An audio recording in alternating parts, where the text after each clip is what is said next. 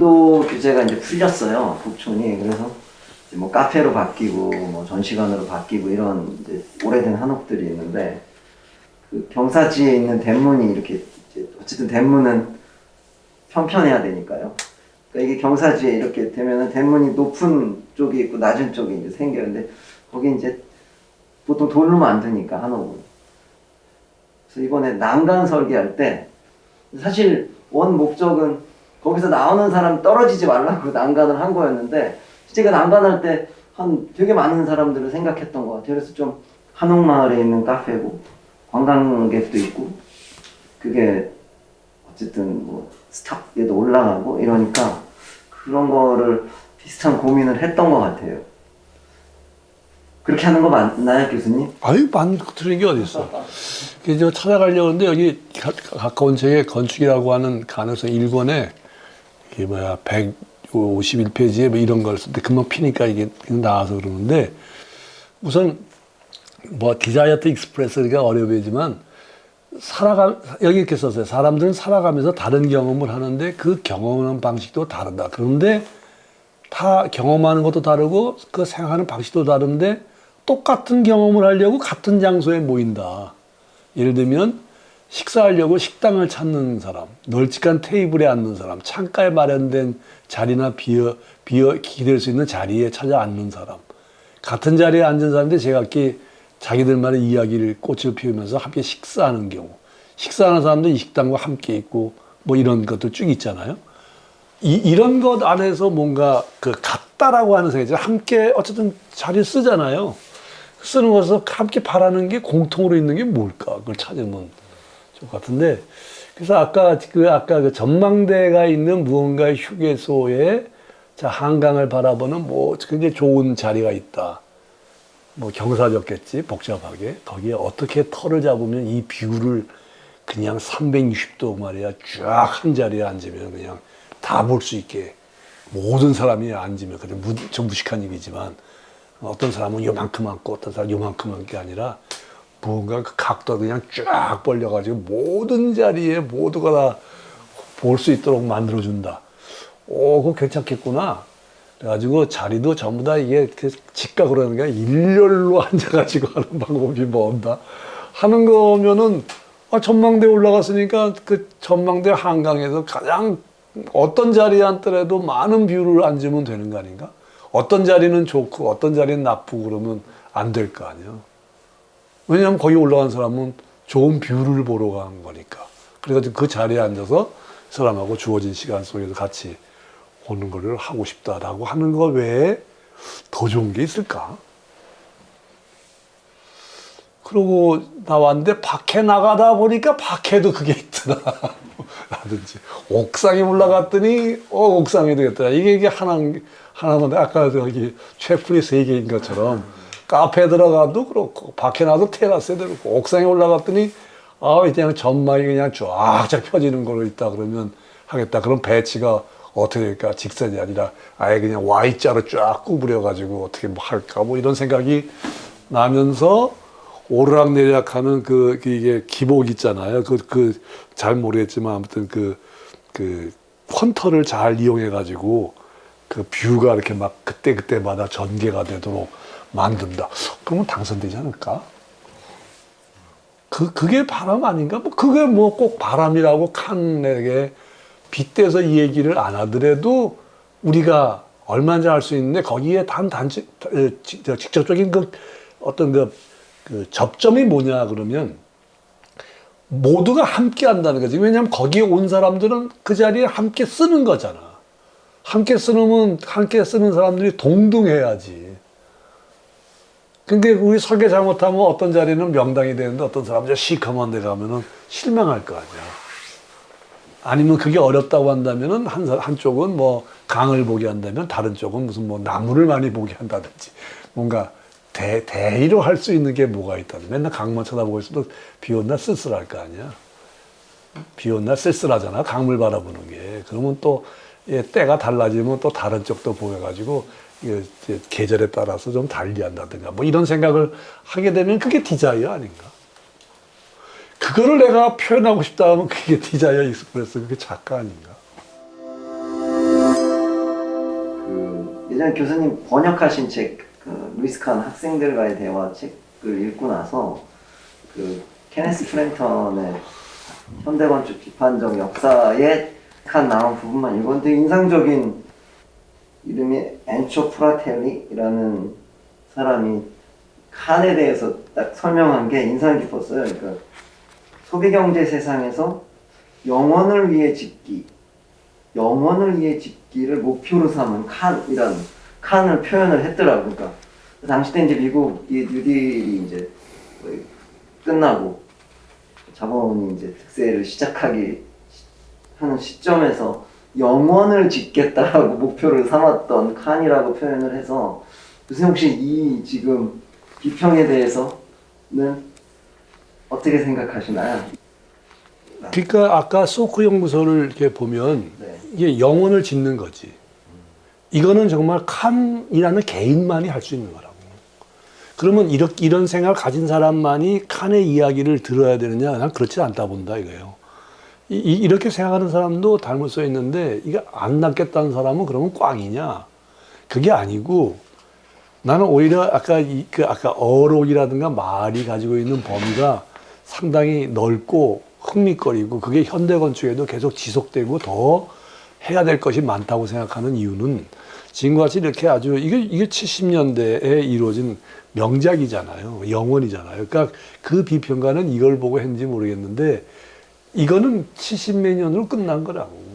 또 이걸 갖고 또 할 사람도 있을 거예요. 그러면 칸의 가치나 그것이 이쪽 하나뿐이냐 나 생각하지 않는다는 거지. 여기 이 책을 아까 얘기하셨는데 이 책을 보면 라이스 대학에서 뭐 학생에게 가르쳤다는 얘기 나오잖아요. 근데 그 중에 흥미있는 건 이거 같아. 그러니까 복도로 쭉 일렬로 있을 때 교실이 있는 얘기. 좀 고전적인 설명이에요. 근데 그거보다 나는 중정이라고 하는 걸 두어서 사람이 어디 가야 될지를 선택할 수 있게 하겠다라고 하는 게 여기 나오거든요. 라이스 대학을 설계할 때. 근데 보면은 사실 우리 학교에 교실이 쭉 있으면 복도가 쭉 있어 따라가잖아요. 그러니까 내가 갈 때는 저기야. 근데 저기에 갈 때 중간에 만날 필요가 없는 것까지도 내가 가. 길게 펴가지고. 근데 이 사람은 중정 얘기를 많이 한다. 그러니까 중정이라는 얘기를 하면 아, 사람을 가둬두는구나. 폐쇄적이구나. 벌써 이런 생각이 떡 들어가잖아요. 근데 칸이 얘기하는 중정은 그게 아니었다고. 내가 중정이었을 때 내가 어디를 갈 건가를 선택할 수 있게 하라는 거였거든. 근데 일렬로 일직선 복도를 만들면 나는 선택할 수 없게 무조건 가야 된다고 하는 게 이 사람은 싫다는 거야. 그러니까 선택하는 사람이 누구냐면 내가 선택한다 이거지. 거기에 그게 어떤 중심에 대해 내가 왼쪽을 할 건지 오른쪽을 할 건지를 선택할 수 있도록 해라. 그럼 중요한 건 선택이잖아요. 선택의 다양성이잖아. 주체는 누구냐면 나라고. 거기에 사용자가 되고 누가 느닷없이 나타난 인물일 수도 있는데 그 사람이 선택할 수 있다는 내가 이 말이 중요하다고 생각한다. 근데 우리는 건축을 얘기할 때 중정과 일직선 그러면 일직선을 쫙 가니까 내가 자유롭게 걷는 거라 생각하고 중정이라고 넣으면은 이거 가다 넣어가지고 아니다. 오히려 선택이 더 많다. 근데 중정을 쓸 거냐 길이를 쓸 거냐 이게 중요하다기보다 더 뛰어넘는 건 선택하도록 하라는 거거든. 그래서 칸 얘기 중에 나중에 할 얘기지만 옛날에 참 궁금하던 그 말이 있어요. 이 사람이 만든 말인데 이것도 아직도 궁금해. 나이가 들었는데도 아키텍처 오브 커넥션. 그 대학교 때 그 복사판 책 사가지고 본 거였는데 아키텍처 오브 커넥션. 연계의 건축. 그러니까 커넥션하는 건축이라는 거예요. 근데 이게 당시로 보면은 기능에 의해서 쭉 있으니까 기능에 의해서 주어진 복도가 있고 그걸 짧게 만들고 여기에서 여기 가는 게 유리하다라고 생각하는 그런 이제 구성이나 설계가 많았는데 갑자기 왜 연계 건축을 하라냐 그러면 이 말이 어떻게 갈 수 있는가라는 그 연계 있잖아. 있는 방법 그 자체가 건축화돼야 된다 이거지. 그러니까 그 연결하는 부분이 오히려 생동하게 움직이고 가능성이 있다라고 하는 게 많다. 그것도 어떻게 보면 선택의 문제 같아. 그래서 설명하는 거 보면요. 설명하는 예를 보면 아무리 뭐라 그래도 그렇지 칸이 생각하던 시대의 그 예들을 보면 조금 딱딱해. 예를 들면 이런 식이에요. 대학교가 있습니다. 대학교에 캠퍼스가 있는데 가운데 론이 있군요. 거기에 내가 어디에서 어느 학부를 간다고 합시다. 그럴 때 이렇게 갈 수도 있고 이렇게 갈 수도 있는 무언가를 찾아야 되겠다라는 얘기를 쭉 하면서 이걸 보고 자기는 연계의 건축이라 합니다. 이랬거든. 근데 이제 거기에 있는 학교가 이제 네모로 돼 있고 길이 거기 가운데 이제 자기가 이제 광장에 서 있고 뭐 이렇게 하다 보니까 이야기가 공간의 구조가 단순해 보이잖아요. 그러니까 그 말을 갖고 이렇게 보면 아 이게 단순하구나. 그럴 수밖에 없지. 1970년대 쓴 거니까. 근데 그 말의 진위를 보면 내가 선택하여 갈 수 있는 어떤 그 가능성 있는 연결의 방식 이거를 건축합시다. 근데 기능주의는 어떻게 했죠? 그 길을 단순화시키고 나머지를 이렇게 만들어서 연계 건축이 없잖아요. 그냥 연결이지. 그냥 그걸로 끝이고 그게 수단이 됐는데 그 수단이 된 그거를 목적으로 삼으라는 거죠. 왜냐하면 사람은 선택할 게 많으니까. 네, 그래서 칸이 가지고 있는 게 생긴 모습은 이렇게 뭐 좀 고답적이고 뭔가 이야기도 철학적이고 뭐 이래서 그렇지 사실은 내용을 보면 굉장히 개인에게 가지고 있는 상대적이면서 그 입장을 존중하자라는 얘기가 굉장히 많아. 그래서 오히려 포스트 모더니즘 이 근대주의 나온 이후에 그 포스트 모더니즘의 출발점이 누구냐고 막 역사가들이 얘기하거나 보면 칸이라고 그러거든. 근데 칸이라는 사람은 뭐 얼굴이 딱딱하고 얘기도 왜는데 어떻게 저 사람이 포스트 모더니즘의 시작점이라고 말을 하는가? 이렇게 보면 어떤 문제를 상대화시킨다는 거야. 다 존중한다는 거예요. 그래서 그 사람의 용어나 일 중에 이게 주목 가는 말이 있어. singularity. 단독성. 혼자 있다는 거. 이 세상에 하나라는 거. 나 그 말 너무 좋아. 그러니까 뭐냐면 어떤 10명이 있으면 그 10명이 무리가 돼가지고 집단으로 이거 해. 근데 그 집단성이 그 말을 이렇게 한번 뒤집으면 그만 머릿속에 생각나는 거는 이제 놀이공원 같은 데 가면 에버랜드에 있잖아요. 에버랜드에 그 놀이기구들 있잖아요. 또 뭐 범프카, 범프 팡팡팡 부딪히고 또 뭐 컵차가 있으면 컵으로 돌고 뭐 이러잖아요. 그 다음에 이렇게 막 하고 떨어지고. 그게 기능주의라고. 그러니까 범프카를 타면 범프카 부딪히는 그것만 해. 그러니까 그것만 좋고 움직이다 보면 아 재밌다고. 그 다음에 가서 이제 컵차다. 컵에서 또 돌아야 돼. 그러니까 거기는 선택이 없어요. 그냥 딱 한 거예요. 그러니까 거기에 들어간 사람은 10명이건 20명이건 똑같이 움직여. 근데 싱귤레리티는 뭐냐면 칸이 쓰는 싱귤레리티란 말. 이건 나중에 할 얘기인데 그 각각의 개인을 뭐로 보느냐? 이 세상에 하나밖에 없다고 본다 이거지. 그러니까 기능주의가 되면 안 돼. 엄격하게 보면 개인이 다 독립성이 있다는 거야. 근데 독립성이라고 하는 말이 다 잘났다가 아니라 싱귤레리티는 뭐냐면 이 세상에 하나밖에 없다는 거야. 내가 이 세상에 하나밖에 없다는 거야. 그 다음에 여기 있는 탁자가 이 세상에 하나밖에 없다는 거야. 하나밖에 없는 거는 이게 기계에서 하나밖에 없는 게 아니라 무언가의 가치를 독단적으로 가지고 있는 거기 때문에 이게 이 세상에 하나밖에 없는 특이성이 아니지 단독성이지 하나밖에 없다는 거지. 근데 내가 수업 시간 때 이 얘기를 하느라고 들려준 말이 그런 거였어요. 이게 딴소리 잠깐 하고 있는데 누가 연애를 했다. 연애를 해가지고 남학생이 있고 여학생이 있었는데 남자애가 슬퍼하더라. 응? 여자한테 바람 맞아가지고 채였다. 그래가지고 그 남자애가 슬퍼가지고 있다. 옆에 있던 또 다른 남자친구가 야 임마 여자가 한두 명이냐 임마. 여자는 버스야. 또 와 기다리면. 응? 라고 얘기를 했다고 하자. 그러면은 그거를 얘기하는 그 친구는 사랑이라고 하는 거는 그냥 다 똑같다야. 그냥 일반적이라는 거야. 버스를 갔은 거니까 그 다음에 너 좋아하는 그 애인이 또 나타나고 또 나올 텐데 뭘 슬퍼하냐. 그렇게 얘기하는 거잖아요. 그런데 그 당사자는 그래 또 여자가 또 오니까 그래 술 마시러 가자. 그놈은 사랑을 할 자격이 없어. 왜냐하면 걔는 슬퍼해야 돼. 왜냐하면 그 여자가 하나밖에 없거든. 그게 사랑이지. 그러니까 슬프고 울지. 그러니까 그렇지 않은 친구가 나 버스니까 또 온다라고 하는 거가 위로가 안 된단 말이에요.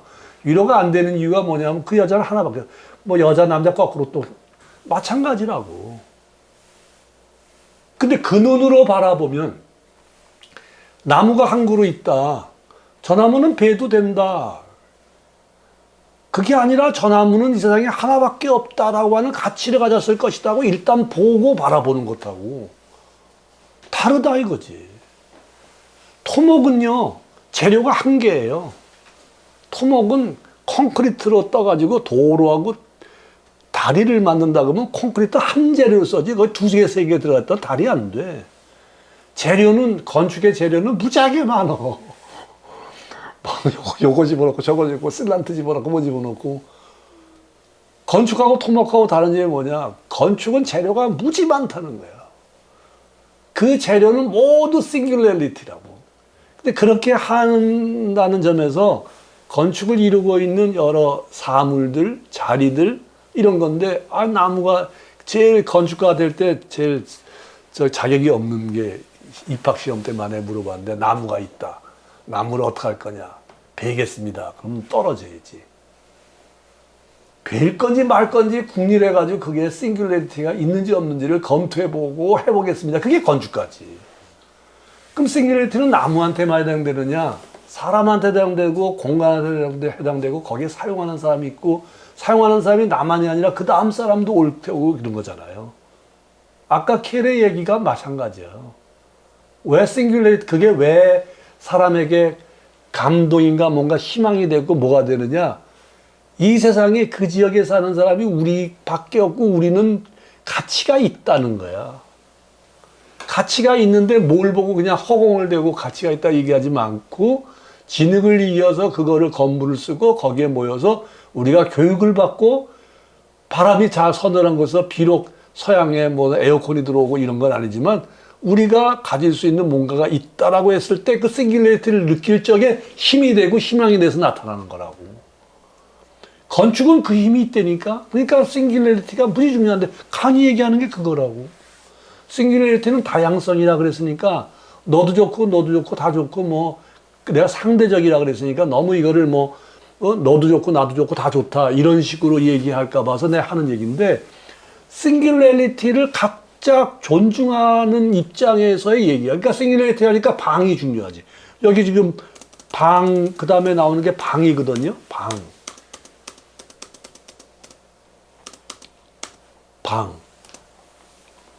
룸 그러면요, 스페이스 그러면 멋져. 스페이스란 말 맞어요. 룸 그러면 벌써 입이 새. 룸 그러면 이게 입이 샌다고. 번역도 그래. 공간 그러면 입이 딱딱 떨어지나. 공간 하고 탁 떨어지는데, 방 그러면 방하고. 그러니까 번역을 해도 맥이 없고 영어로 얘기해도 뭐 좀 그렇고. 그런데 스페이스와 룸의 차이는 뭐냐? 왜 칸이 룸을 얘기하느냐? 그러면 스페이스는 그냥 펼쳐진 거예요. 우리가 공간이다라는 얘기를 많이 하면서 건축은 공간의 예술이다 하잖아요. 공간은 펼쳐져 있는 거예요. 룸은 뭐냐 그러면 이 기둥을 가지고 지금 한정 짓는 일이야. 한정을 짓는데 여기 이제 이게 한옥을 만들어서 이렇게 썼잖아요. 그러면 이거 설계하신 김원천 소장께서 여기 누가 온다 생각했을 거 아니에요. 여기 어떠한 사람이 어떻게 와서 어떠한 느낌을 갖다, 벌써 축소됐잖아.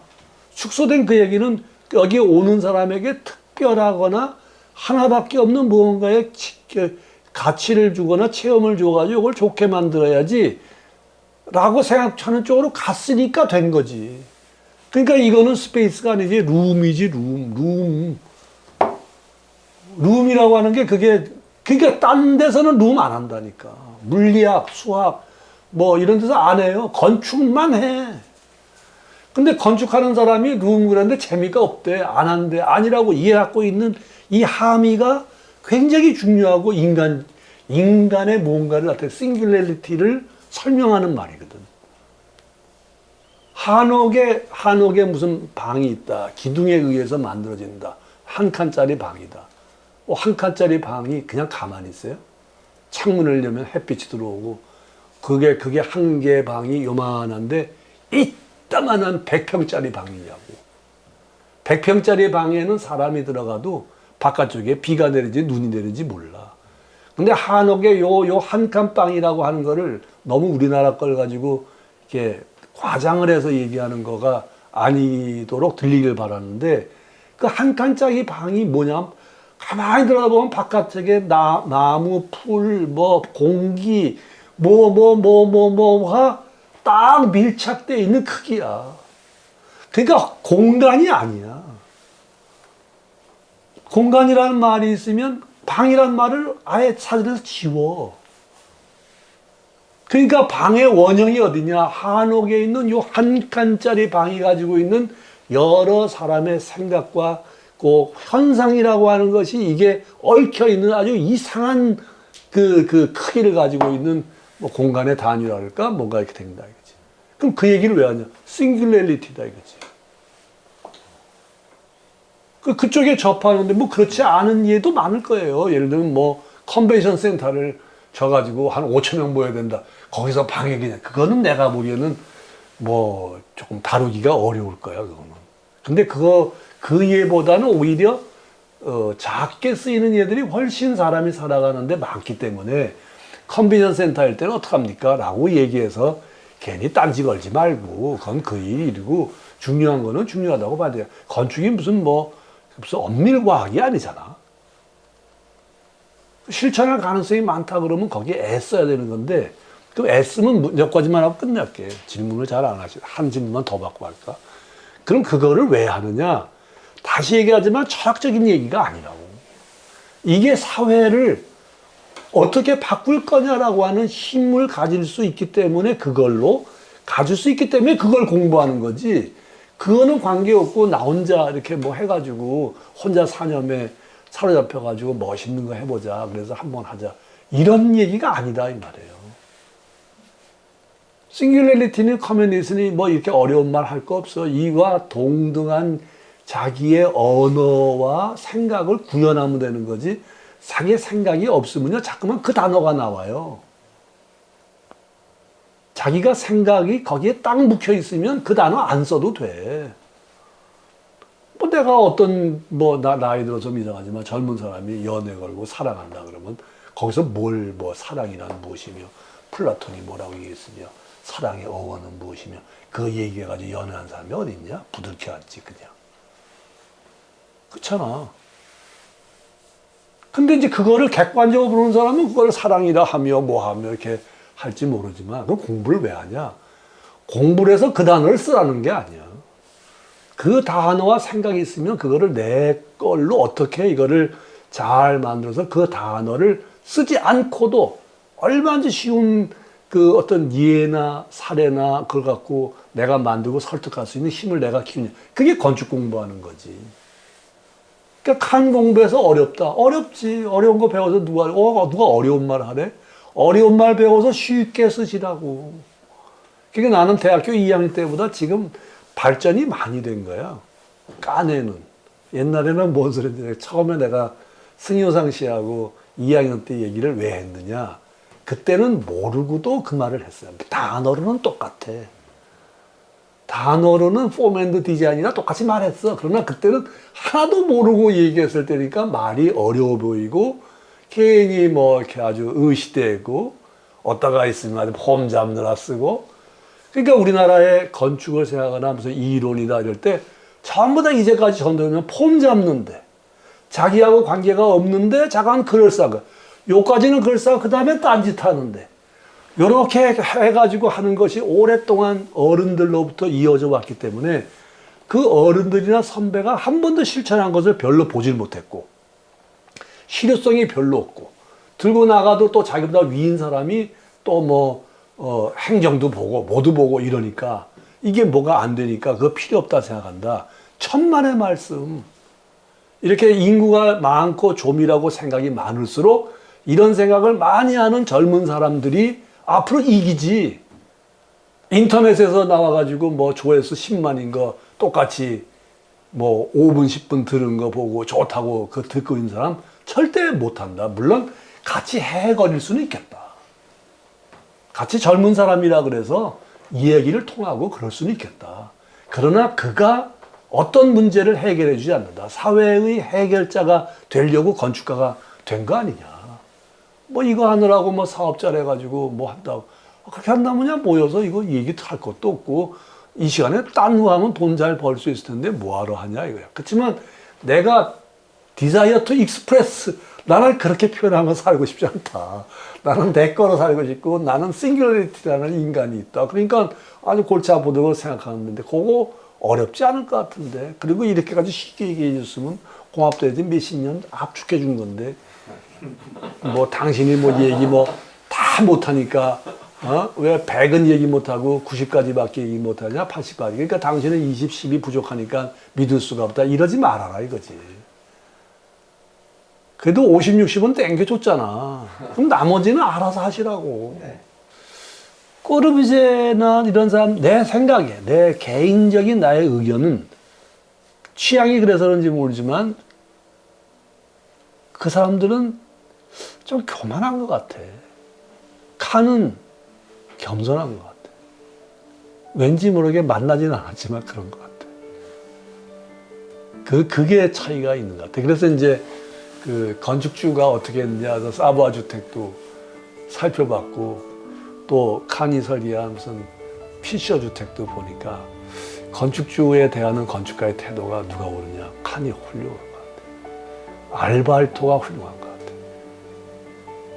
알바알토는 내가 좀 나이가 더 젊고 했으면 참 우리 모두가 같이 공부해야 될 아주 이 시대 중요한 건축가 중에 하나다. 오히려 원전에 가까운 사람을 열심히 들여다보는 게 본인한테 좋다. 잡지 들춰보고 뭐 새로운 정보도 알아야겠지만 그거 외에 다른 한편으로서는 그런 원전을 팔 만한 사람이 있으니까 하는 거 아닌가 그런 생각이 들어. 그럼 언제 공부하냐? 사무소에 바빠 죽겠는데 그거는 뭐 소장님한테 할 일이지.